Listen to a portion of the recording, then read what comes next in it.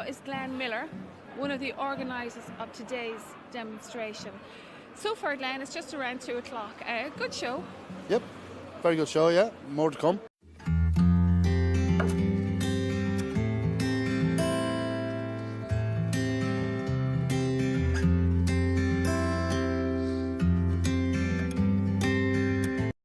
Good morning, good afternoon, good evening to wherever you are in the world. This is London News, going live across to the UK and to Dublin in Ireland.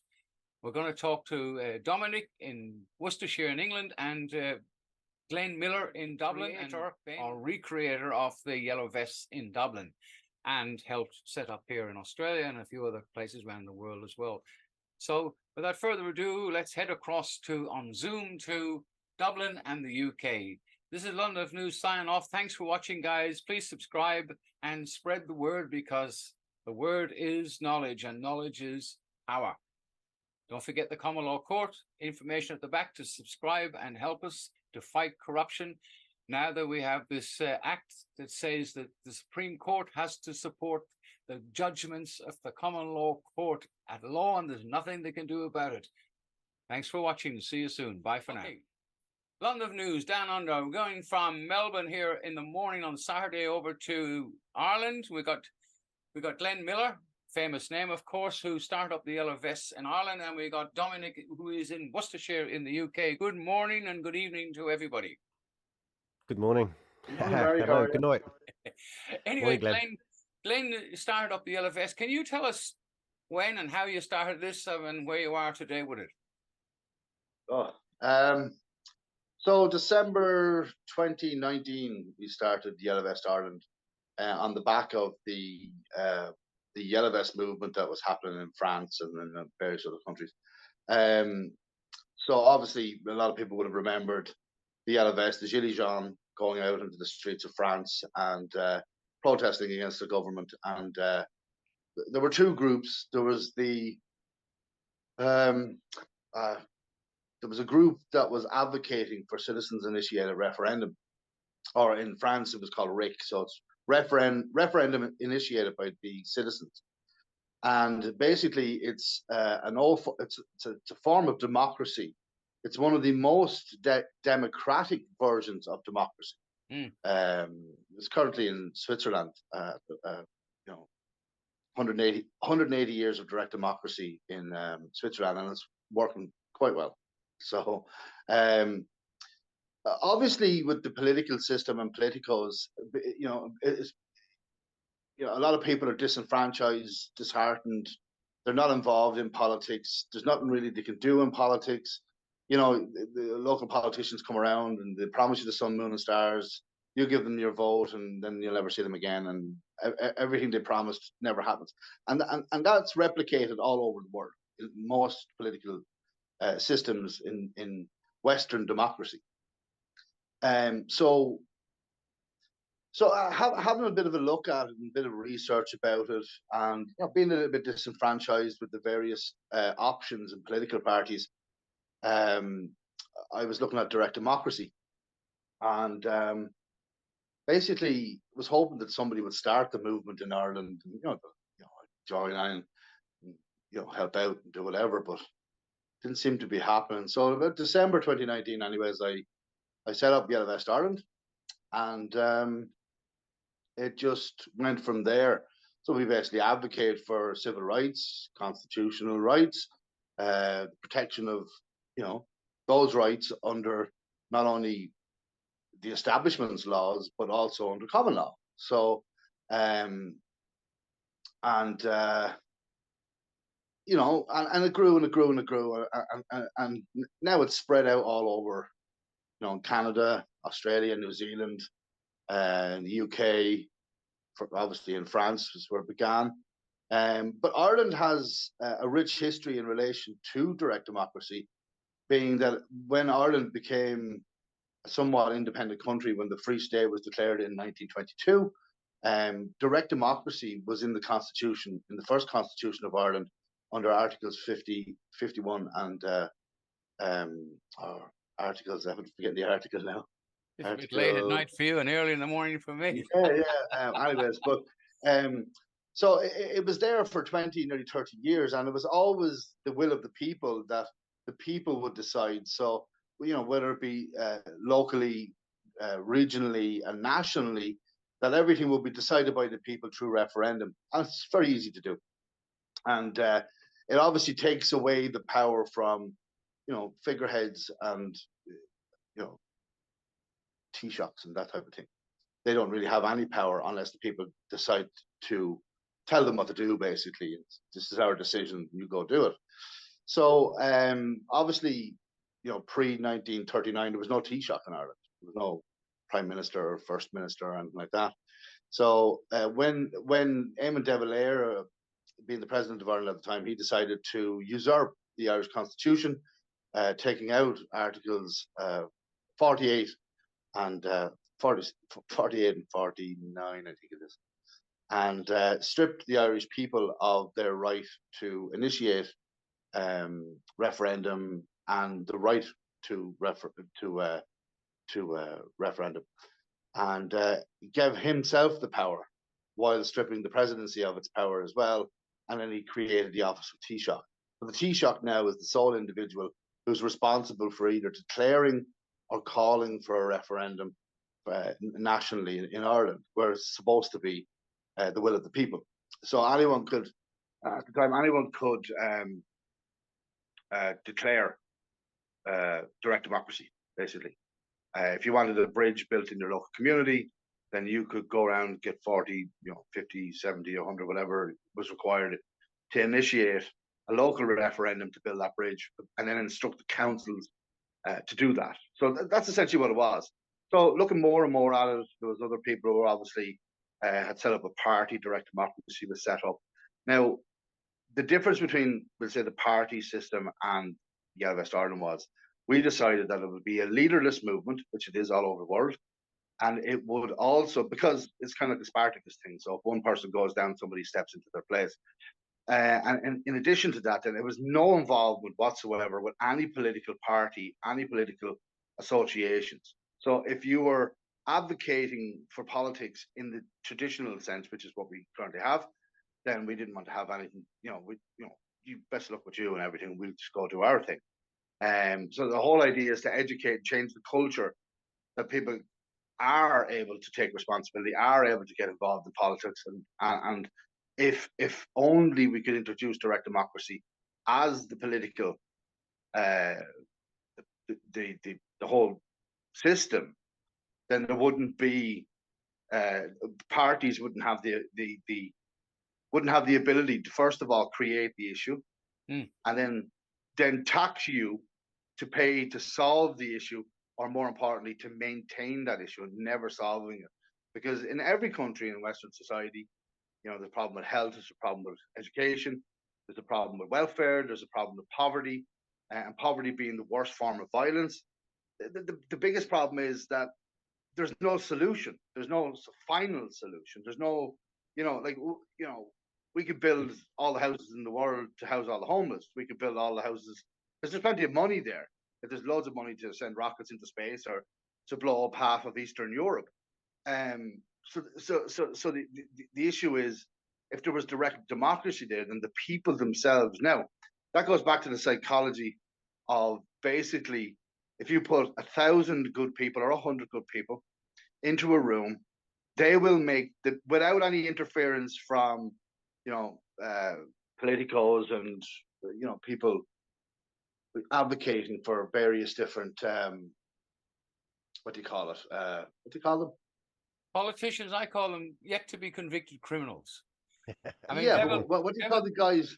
De Valera was the fly in the ointment from 1916 on, and he was behind the Civil War, so he was a real pain in the ass, and obviously he was part of the system. I call him a shit show. Oh, absolutely, yeah. So the establishment runs the system. So 200 years ago, the establishment were the royals, and then 100 years later, there were the, I don't know what you call the workers' movements, and then so on and so forth. It's just all of this. They changed the name of the honor guard, or the pigs in the trough, basically, and they move on, and then they just change it by design. But it's all still the same system. You still have the establishment at the top, with the pyramid scheme, and then you have us the people usurped at the bottom, who are constantly paying for their mistakes, constantly paying for the crises they've created, the wars they've created, the poverty they've created. Um, so, at some point, the 99% has to get wise and decide that if 100 of us go into a room and decide that we're going to work on this issue and we're going to come to a resolution at the end of this without any interference, and we're going to decide that this is how we're going to proceed. This is what the common we've got the common law set up here, and now we're not a group. We're a common law. There's lots of people involved, but we have no committees. We have nothing. We're just people in the wings. So the people come together. Gathering. To come together to get a remedy. But what we found out recently, now that under that Foreign Act, I've written it down here, is called the Enforcement of Foreign Judgments at Common Law, and it's in every country. And the Supreme Court in each country have no alternative but to accept a common law court jury cases. So that's a step forward. That's given the tiger a lot of teeth. But in Ireland now with the LFS, I'll put some videos up here and show people, but you've had thousands of people. I mean, what's the biggest numbers you've had there, Glen? I don't know, to be honest. If you were to go by RTE's number, the state criminals, propaganda machine, the criminal media, the virus.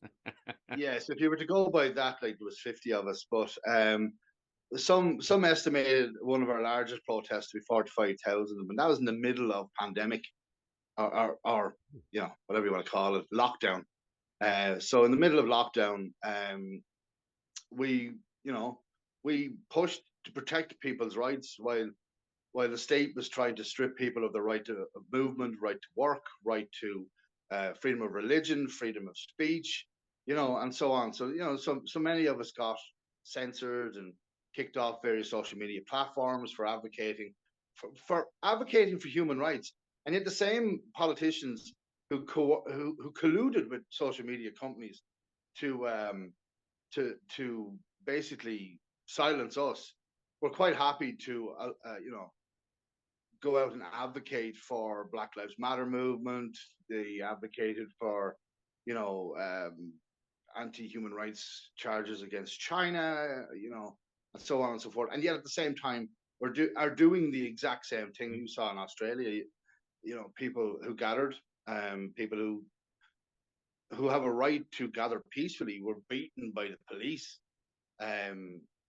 for exercising their freedom to movement, freedom to protest, freedom of speech, freedom of choice, more or less, and the protection of the body and autonomy. And that's all we ever advocated for, is choice. The same people who advocated for the Eighth Amendment in relation to abortion, and that it was the protection of the human body and body integrity and body autonomy, were the same people now advocating that you had no autonomy over your body and you must take this doobie thing into your arm there. So, it's only when you start looking at it, and the biggest problem with our culture within the freedom movement, if you'd like to call it the freedom movement, I don't know if that's the proper word, but those of us who aspire to make things better, not just for ourselves, but for everybody, because it's what we leave behind.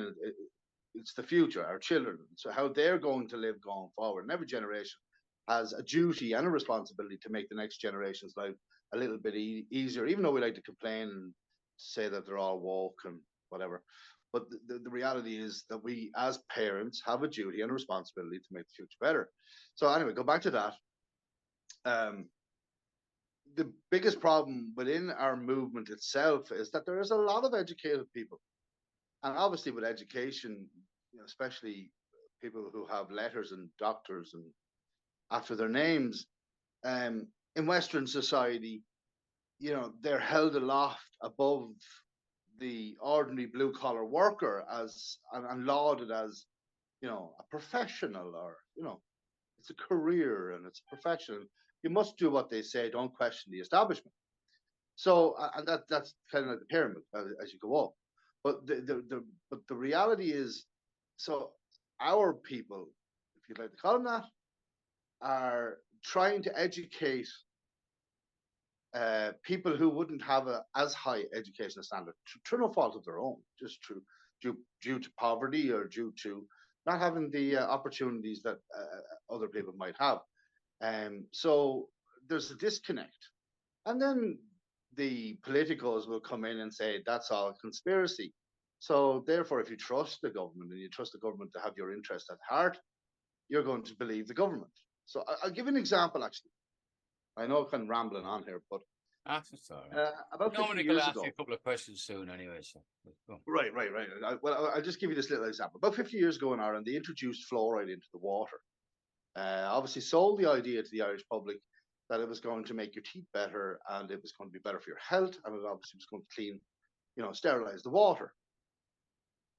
And then a few people sort of broached the subject saying that, fluoride might not actually be, good for your health. It might have negative effects. And of course, the government introduced a media campaign declaring that a conspiracy. And of course, those people were subjected to great humiliation and deplatformed and et cetera, et cetera. The rest is history. To this day, fluoride is still in the Irish water. When it's banned in most European countries and in America, it's not in the water anymore. But yet in Ireland, we're still introducing fluoride, which is a chemical bleach, byproduct of bleach, into the water, and it is known now scientifically. Now we're told to follow the science. It's now known scientifically that it does have adverse effects on your health, and yet 7 million people in Ireland, across the island of Ireland, drink it almost every day. So the point here is that once the media, the government did during lockdown and pre-lockdown, during the woke campaigns and various different movements that were happening at the time, the government successfully branded people who were advocating for your human rights. Like, think about this logically, right? They successfully branded anybody advocating for human rights, anybody advocating for better services, anybody advocating for better mental health, medical, conspiracy theorists. And then went on to brand them as the far right. Right? So now if you say, how's the homeless? That's far right. If you say, we want better medical care, that's far right. Like, that's fucking nonsense. Sorry for my language.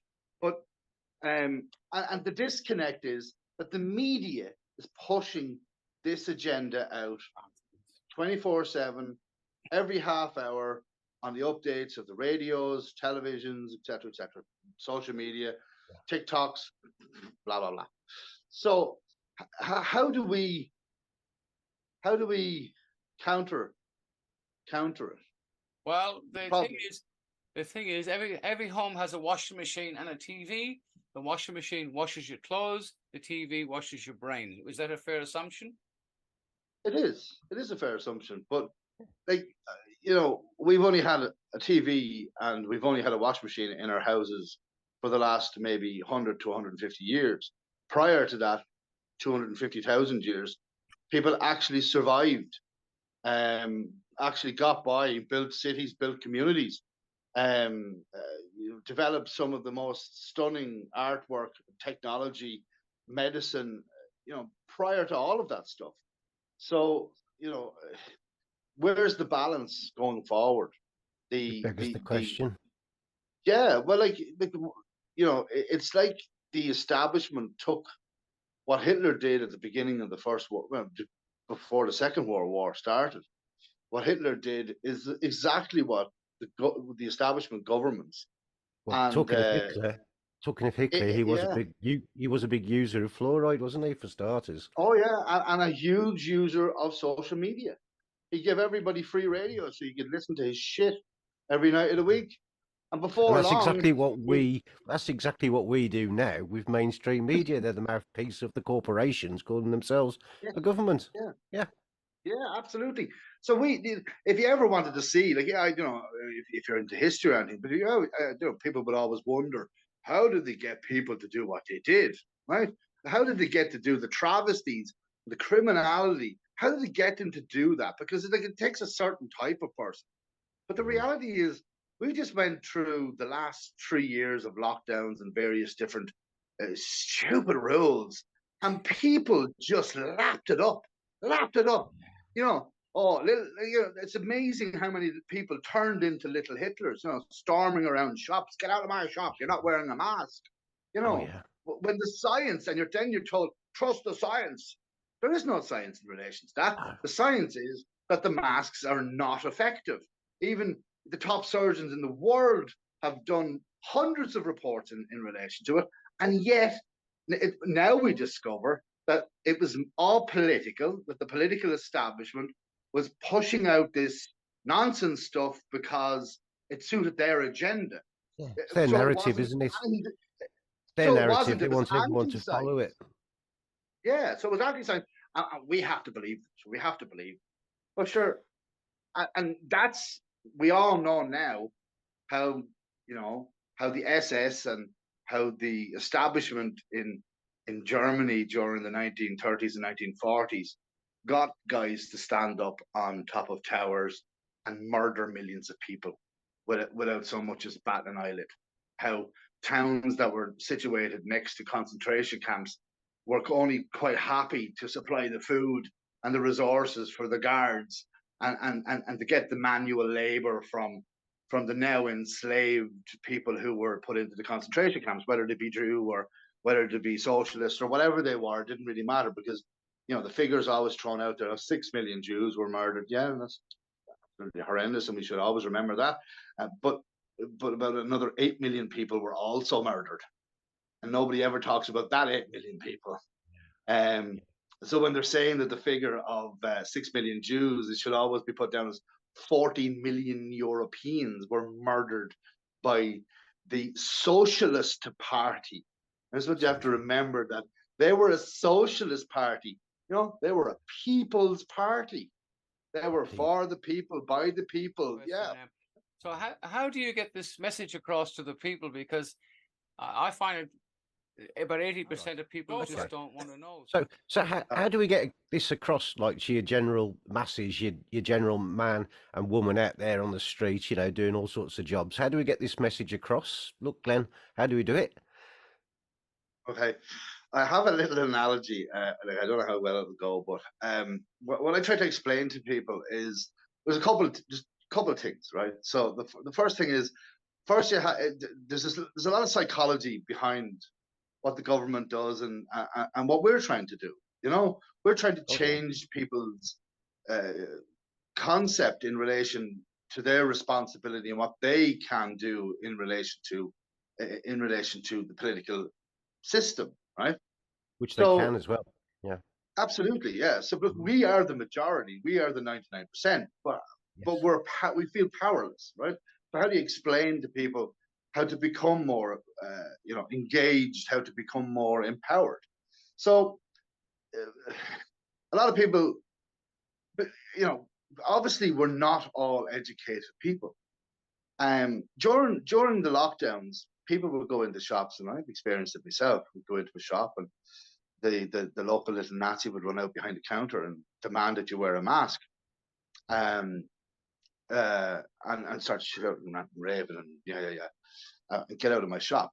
But I've seen people during the period, and they would stand there and they would say, well, it's my constitutional right, and I have a constitutional this, and I have a constitutional that, blah, blah, blah, blah. And I'm not trying to be disparaging to shopkeepers or anything like that, but there's a reason why that person's a shopkeeper and not the local brain surgeon. So you're standing there having a constitutional debate with somebody who can barely read and write in most cases. And again, I'm not trying to be disparaging. I'm just trying to show you, to explain the sort of level. So I'll give you another example. So breaking it down. Yeah. So if you went down to the local zoo, and you went into the local zoo and you decided to go up alongside the monkey cage there and start to explain to the monkey about common law, and you're going to sit in common law, and there's we do this and we do that, and we do, and the monkey's going to be looking at you going, fuck, obviously. What the fuck's he on about? Yeah, he's just going to be looking at you confused, and in most cases, a chimpanzee will just throw a big bucket of shit on you. So the reality is, and the monkey will go away none the wiser, haven't been delighted that he threw a bucket of shit on you. But the point He's going to is think this, you're talking crap, like, and yeah, I know. Yeah. So the thing is, the government, the establishment have successfully used the media because they have unlimited wealth, they have unlimited access to funding, and they have unlimited amount of people within their system willing to collude to protect the system. Okay, so those successfully ran a campaign to smear anyone, saying, look, we could do better than this. We can be better than this. So anybody now that, as I said, like anybody's calling for better is now called the far right. Like they're now comparing you to Hitler. They've got to have something to fight back against you, haven't they? They've got to have, if you've got all these people who know better, they've got to have something to fight back to get these people who do know better. Yeah, and that's one aspect of it. Now, here's the more sinister aspect of it. You also have people, as I said, not everybody can be Einstein, but you've also got people who are very passionate, who are very willing and able to give their support and try their best to help and push back against the establishment, but they don't have the educational level to not actually be pushing conspiracy theories. So what happens as a result of it, then we all get branded conspiracy theorists. We're all there waiting for the aliens to come down and hollow earth and the flat earth. And yet balloons. all we're saying is, there's a homeless crisis. Last year, the Irish government claimed they built 26,000 houses with 11,500 people homeless, living in emergency accommodation, some of them on the streets. 3,000 of them, of that 11,000, being family units. Surely, in the 26,000 houses that they built, that those 3,000 families could have been accommodated, but no, they weren't. And there's another whole reason behind that. We're not going to get into that tonight. But the reality here is, this is not just going on because of the supposed pandemic, and this is not just going on because of the Ukrainian conflict with Russia. This has been going on for well in excess of a decade. It's obviously, it's nearly 2 decades of Fianna Fáil and Fine Gael joint policy to create this climate, to create this crisis, not just in housing, but also in our health system and our education system. And now it's got to the point where people can't afford their rent. People can't afford their mortgages. People are working. There was a guy in the other day, and he was talking to me, and him and his wife are working full time, and they both earn around €2,000 a week. I said, that's extraordinary. That's a massive amount of money. But they can't pay their bills. So between the two of them, they're getting €8,000. €8,000. Now, if you think about it, someone's then going to go in and say, well, somebody in Africa is only getting $1 a day. And I get that. And that's terrible and everything. But it's to do with, what's that word? It's to do with, I can't think of it. But the point is that to rent a property now in Ireland, is the average rent nationally is €1,400 a month, right? Yeah. And then you've got car insurance, house insurance, home insurance, home tax, ground tax, this tax, that tax. Yeah, food. And food has gone up by nearly 25%. I would reckon it's about 30% that's gone up in inflation since Christmas, not last year, but just since this Christmas has gone up 30%. So we're now paying for every €100 we spend on our local shopping. The average Irish person spends about €200 a family a family of 2 adults and 2 children spend an average of €220 per week on groceries. Easily. So Yeah, just it's on gone groceries. crazy. It's gone Yeah. crazy, and So, it's so you can that's a feel it on thousand the euros a streets. month. Yeah, you can feel it, can't you? You go out. We know how expensive it is when you do your local shop. I mean, we do it just daily now. We used to go on a weekly shop, and that was great. Bang bang, there we go. That's the Yeah. weekly shop. But now it's a daily thing, and you're sorting out what you can buy.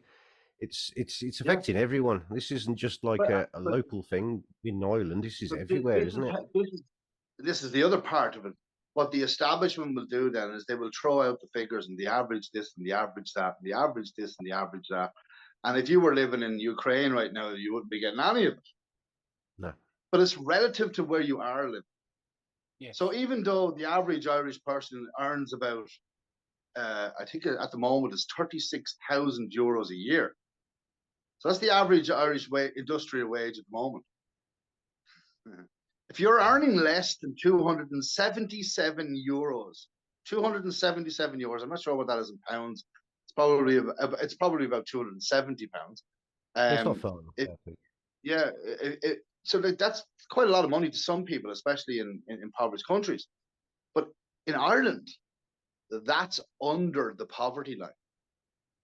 So if Yeah, you're right. earning 277, Yeah. huh?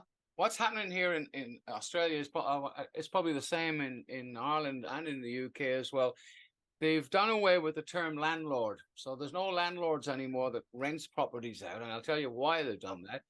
Last year, they introduced more power to the tenant, to the state, where the tenants can actually call in plumbers, electricians, someone to fix holes in the wall and send the poor owner of the property the bill. So that one friend of mine got rid of 3 or 4 properties, and other people I know got rid of all their rental properties because they just could not afford to have people in there renting, because every time they just couldn't afford it. And if they didn't pay if they didn't pay the rent, they didn't chuck them out. So then they removed the term landlord out from the law and made them rent providers. Now, also, I don't know what is happening in Ireland. I'd like to ask you that question. Since 2019, if you pay off your mortgage, you don't get any paperwork. They call it digital, and it's not worth the paper it's written on, because you don't get a certificate of title. But on the common law court, we're now issuing certificate titles from the common law court, and it stands in law, because like in possession of a telephone or something, and if you don't have a receipt for it, you don't own it. So now that you have a receipt for your property, you do own it. Is the same thing happening in Ireland with getting rid of landlords and the term even, and has the rent, obviously the rent has just gone out. There's no rental properties anymore because of that. What's it like in Ireland in relation to that, Glen? Well, currently at the moment there are practically zero properties to rent in Ireland. In fact, not only are there zero properties to rent, but most of the hotels are booked out. And they're not booked out by holidaymakers or tourists. They're booked out by another group of people who find themselves completely in desperate situations. But so the Irish government is currently trying to introduce new legislation or new laws in relation to landlords and tenants, and more taxes and more tax incentives and yada yada yada. Currently, we had an awful lot of people from the noughties who became accidental landlords, because during the noughties up to 2007, people were encouraged to buy a second and third property, one for an investment portfolio into your pension future and another one for a holiday home. And a lot of these homes right across the country ended up, in possession of the banks, in possession of NAMA. There's about 80,000 houses currently, properties currently in default. So the banks have yet to evict those families. That's 80,000 families, not just people, not individuals. But so the homeless crisis here in Ireland is absolutely horrendous at the moment, and it's going to get an awful lot worse with the refugees coming in from Ukraine, and also the undocumented illegal migrants that are also entering the country. I'm not going to get into that subject. That's a whole different subject for another day. But it is making the crisis in Ireland really, really desperate. Now, at the other side of it, the cuckoo funds and the state are also buying up any of the new houses that are being built to the tune of about 40% of them, which is squeezing the young families or the young couples that are trying to buy new houses and shooting up the price of housing. I saw an abandoned building today being advertised for €280,000 as a starter house. You wouldn't put livestock on the property. And if you did put livestock on the property, you would be criminally charged with unsafe practice, health and safety for animals. But yeah, but sell it to a human, there's no problem. But and the government, the reality here is that the government, the establishment, the leaders in the establishment don't even believe that there's a problem. And now what they've decided to do, and this has actually been St. Patrick's Day. I know it's St. Patrick's Day yesterday in Australia, but it's still St. Patrick's Day today. But they're introducing, I love this. So the Irish people who found themselves being economically exiled out of Ireland for work and for better prospects in life, people who would have had mortgages in Ireland and would have had to leave Ireland around 2008, 2009, 2010, so on. And they didn't. There are thousands, hundreds of thousands, all around the world, and maintain their mortgages through the jobs that they have where they've now settled, whether it be in Australia, New Zealand, and so on and so forth, in America and Canada, etc., etc. The government are now trying to introduce a new tax to tax those unoccupied houses. So to force those people to rent their houses out while they're abroad. Oh. And what a lot of people don't realize, or they may not forget, is that pre-1850 in Ireland, we all know about the Irish famine, or some people would like to call it the Irish genocide, orchestrated genocide, but that's another conversation for another day. But during that period, there's about 100 million Irish people all over the world. We know this. Australia is practically full of them. UK has the largest diaspora. 12.5 million Irish people live in the UK. There's more Irish people live in the UK than they do in the actual island itself. There's 40-odd million people in America. There's 1.5 million in Mexico, 2 million in Argentina, and I can go on and on and on. The establishment at the time when landlords, we'll go back to that hated word, landlords were paying for Irish peasant farmers to be evicted from their lands, and they would pay for their ferry to distant lands, which they went in their millions. Those people, especially landowners who would have been landowners in the Protestant gentry, were dispossessed of their lands, and that's why Ireland itself has a very unusual relationship with its diaspora. You know, we love you enough, but don't come home. You know, that's the Irish politicos, the establishment Fianna Fáil. That's been their 100-year in power. You know, we love you, Irish diaspora, but just don't come home. You know, because if they do come home, they have claim over ancestral lands under common law. And that will create awful problems for the establishment who now maintain and use those lands. So if you look at the Israel and how Israel approached its diaspora, becoming one of the most powerful nations in the Middle East, never mind their politics, we're not going to get into that. But they used their diaspora and cherished their diaspora all across the world and built up one of the strongest nations.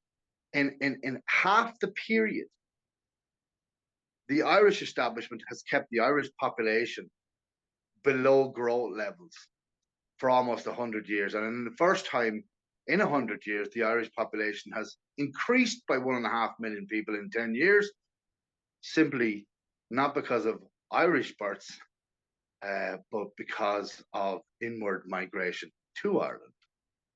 So, you know, when you start talking about these things and start trying to connect the dots, and how all of this stuff is repeating. They're just changing the names all the time. People kind of go, oh, too much for me. Wait, no, too much for me. That's melted my head. I can't deal with this stuff anymore. I'm switching off. The government, right? You're all conspiracy theorists, because that's the easiest answer for a stupid person. It's because most people are inherently lazy. Easiest answer is, yeah, I'm going to watch the football. I'm going to stick on a bit of Neighbours, and I'm just not going to bother my arse, you know. So yeah, what we have to do, the solution basically, is education. And as a military man, the easiest way to educate people is you run as fast as the slowest man. And there's your solution. I love it. Dominic, you're in the building trade in England. Is the same thing applied over there? The landlords have gone, the property ownership thing, the certificates have gone. So it's pretty much the same in England, isn't it? Yeah, I believe so.